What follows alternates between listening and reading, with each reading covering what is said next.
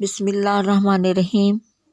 یا ایھا المزمل، اے جھرمٹ مارنے والے، رات میں قیام فرما، سوا کچھ رات کے، آدھی رات یا اس سے کچھ کم کرو یا اس پر کچھ بڑھاؤ، اور قرآن خوب ٹھہر ٹھہر کر پڑھو۔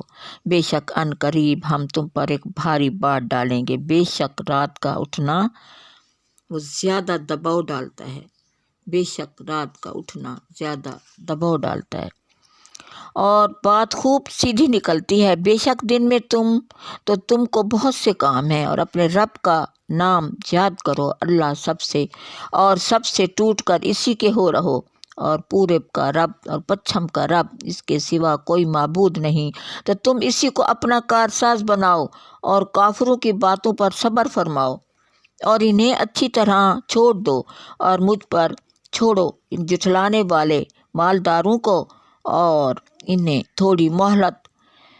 بے شک ہمارے پاس بھاری بیڑیاں ہیں، اور بھڑکتی آگ، اور گلے میں پھنستا کھانا، اور دردناک عذاب، جس دن تھر تھرائیں گے زمین اور پہاڑ ہو جائیں گے ریت کا ٹیلا بہتا ہوا۔ بے شک ہم نے تمہاری طرف ایک رسول بھیجے کہ تم پر حاضر ناظر ہیں، جیسے ہم نے فرعون کی طرف رسول بھیجے، تو فرعون نے اس رسول کا حکم نہ مانا، تو ہم نے اسے سخت سزا دی۔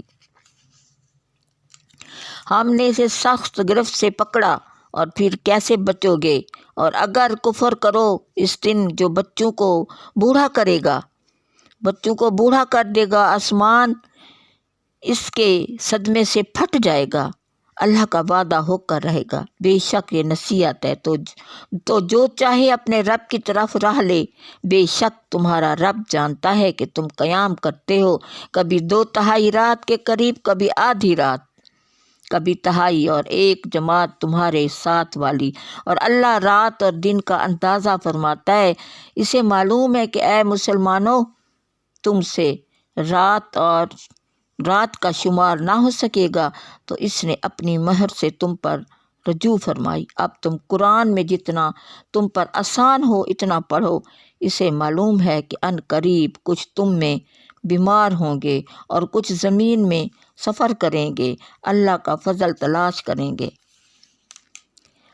اللہ کا فضل تلاش کرنے، اور کچھ اللہ کی راہ میں لڑتے ہوں گے، تو جتنا قرآن میسر ہو پڑھو، اور نماز قائم رکھو، اور زکوٰۃ دو، اور اللہ کو اچھا قرض دو، اور اپنے لیے بھلائی آگے